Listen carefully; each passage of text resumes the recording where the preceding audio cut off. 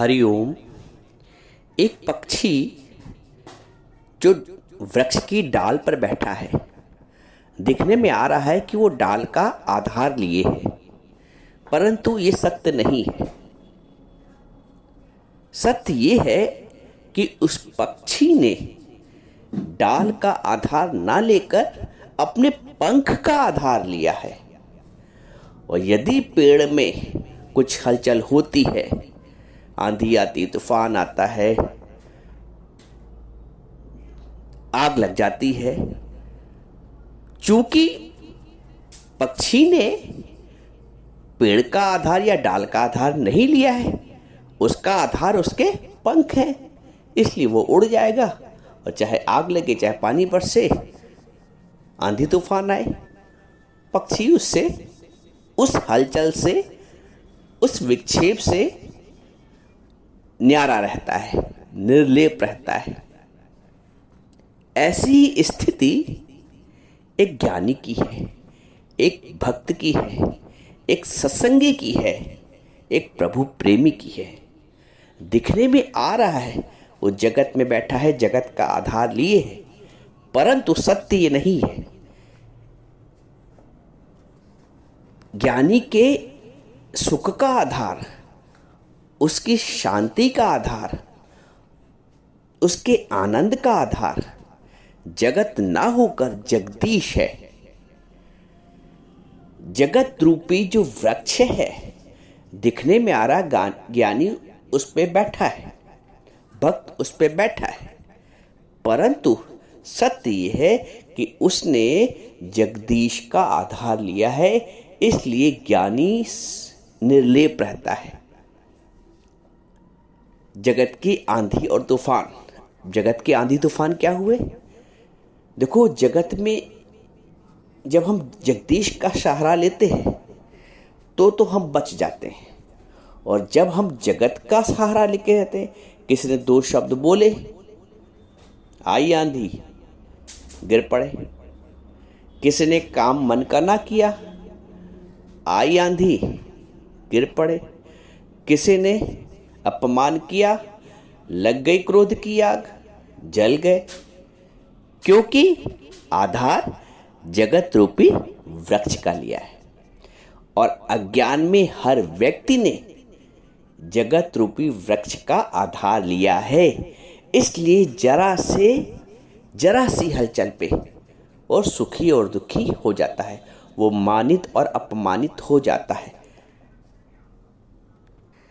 और वहीं दूसरी ओर जो सच्चा साधक है, जिज्ञासु है, भक्त है, ज्ञानी है, उनको इन सब बातों का कोई प्रभाव नहीं पड़ता।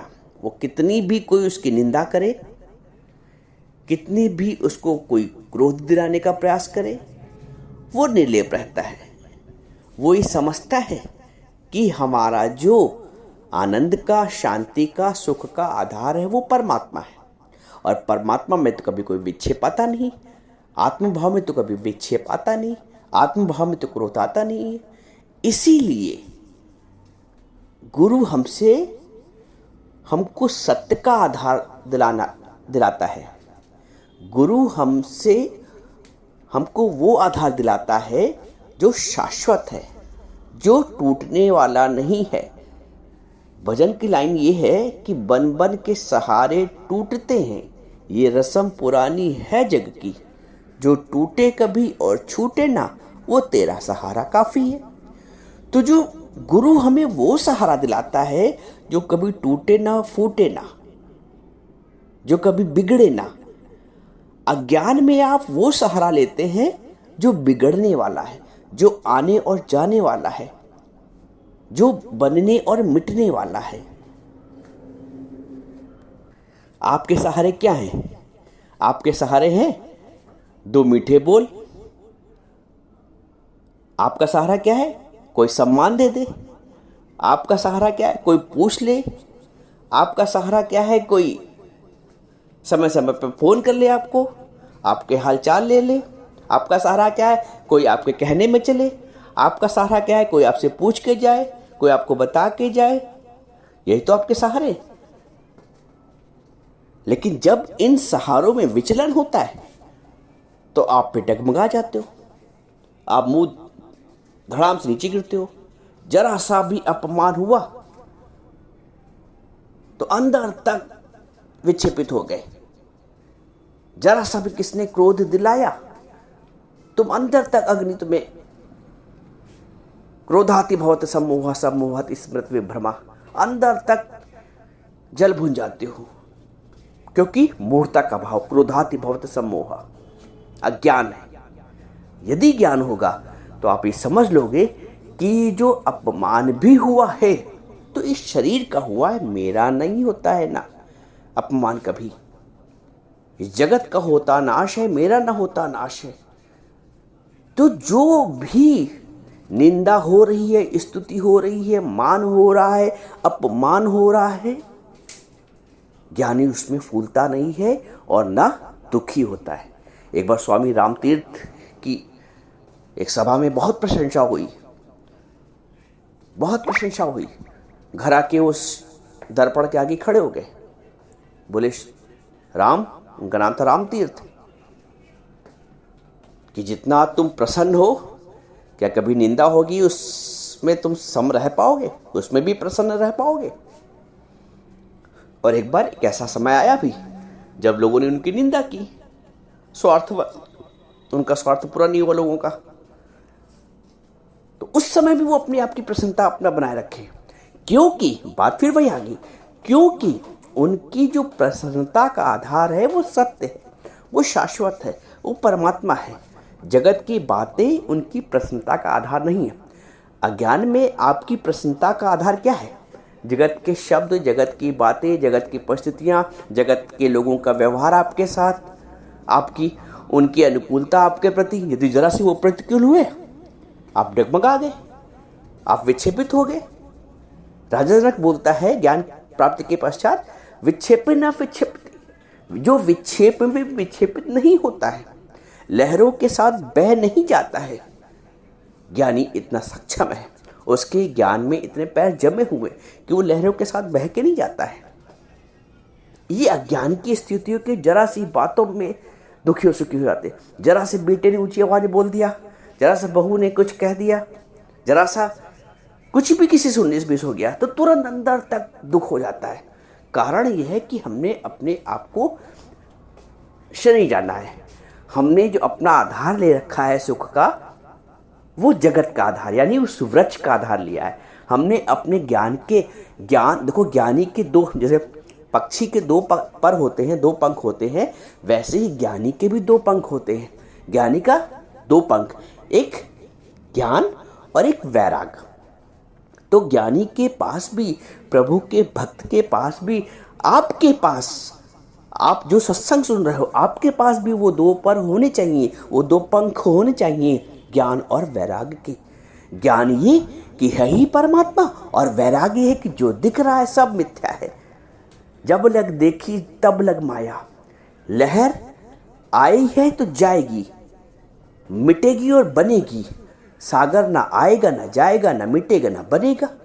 गुरु कहता है आप भी आत्मस्वरूप, सागर स्वरूप है, आत्मस्वरूप है। जगत के विचलन से आप विचलित मत हो, क्योंकि आपने अपने सत्य का आधार लिया है। आपने शरीर का आधार, संसार का आधार, संसार के लोगों का आधार, संसार की बातों का आधार, संसार की परिस्थितियों का आधार नहीं लिया है। यदि नहीं लिया होगा तो आप उस सुख और दुख के द्वंद्व से बच जाएंगे, उस मान और अपमान के द्वंद्व से बच जाएंगे, समझना। और यदि आधार वही लिया है तो जरा सी भी बात 19-20 को ही आप बह गए उसी में, क्योंकि आपने पैर मजबूती से नहीं खड़े किए वहां पे। ज्ञान में आपका जो पंख हैं 2, ज्ञान और वैराग के, उसका आपने इस्तेमाल नहीं किया, उसका प्रयोग नहीं किया है। यही कारण है कि गुरु हमसे रोज सत्संग के माध्यम से हमको हमारे पैरों पे खड़ा करता है। एक गुरु है जो हमको हमारे पैरों पे खड़ा करता है। आप क्या समझते हो कि आपको पैसे का आधार है, आप अपने पैरों पे खड़ा किया? पैसे किसी का आधार नहीं हो सकता है, व्यक्ति किसी का आधार है। आज व्यक्ति है यदि कल नहीं रहेगा तो क्या जीवन नहीं चलेगा? चलेगा। अज्ञान में होगा तो रो पीटोगे, ज्ञान में होगा तो प्रभु का अंग संग साथ होगा, तो तुम्हारा आधार सत्य का होगा। अज्ञान में यदि आपने किसी वस्तु का आधार लिया, वस्तु है, फलाना उपकरण है, एसी है, तो हमें बड़ा आनंद है, एसी नहीं रहता तो मेरा सब बिगड़ जाता है, मुझे चैन ही नहीं मिलती।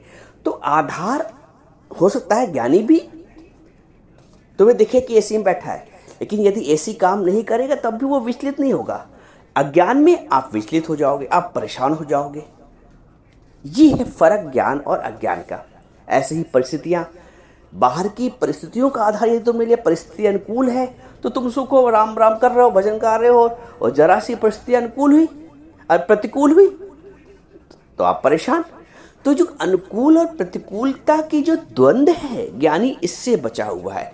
इसलिए बचा हुआ है क्योंकि उसने परमात्मा का आधार लिया है, उसने जगत का आधार नहीं लिया, उसने जगदीश का आधार लिया। तो गुरु आपसे रोज ये कहता है कि तुम उस जगदीश का आधार लो, तुम अपने ज्ञान और वैराग रूपी पंख का आधार लो। जब चाहो उड़ जाओ, जब चाहो उड़ जाओ, हर परिस्थिति से। किसी ने अपमान भी कर दिया, अरे छोड़ो, कहने तो, दो शब्द अप्रिय बोल दिया, अरे बोलने तो दुनिया का आधार तुम्हें दुखी करता है, और जिस दिन तुम उस दीन का, उस परमात्मा का, उस दीन दयाल का आधार ले लेते हो, उस दिन सुखी हो आते हो। बोलते हैं भागती फिरती थी दुनिया, भागती फिरती थी दुनिया, जब तलब करते थे हम, अब जब कि नफरत है तो बेकरार है आने को। अब जब चाहिए नहीं तो बेकरार है आने को। ये जीवन का फलसफा है। बोलता भागती फिरती थी दुनिया, जब तलब करते थे हम, अब जब कि नफरत है तो बेकरार। तुम जरा सा निरीक्षा होकर तो देखो, निरीक्षा नहीं हो पाते हो। इच्छा करोगे तो तुम्हें कुछ प्राप्त नहीं होगा। बिन मांगे मूर्ति मिले, कहते नहीं थे पहले। ये जीवन में मैं देखा है, अनुभव हुआ है। जब तुम कुछ चाहोगे, बोलते हैं ऐसे ऐसे रेत को तुम मुट्ठी में दबाना चाहो तो वो बाहर निकले भाग जाएगी। दुनिया है वैसी ही है। जब तुम तलब करोगे, जब तुम इससे कुछ चाहोगे तो तुमको उसके विपरीत परिणाम मिलेंगे। इसलिए गुरु कहता है निरीक्षा हो जाओ। जिस जीव को चाह नहीं सो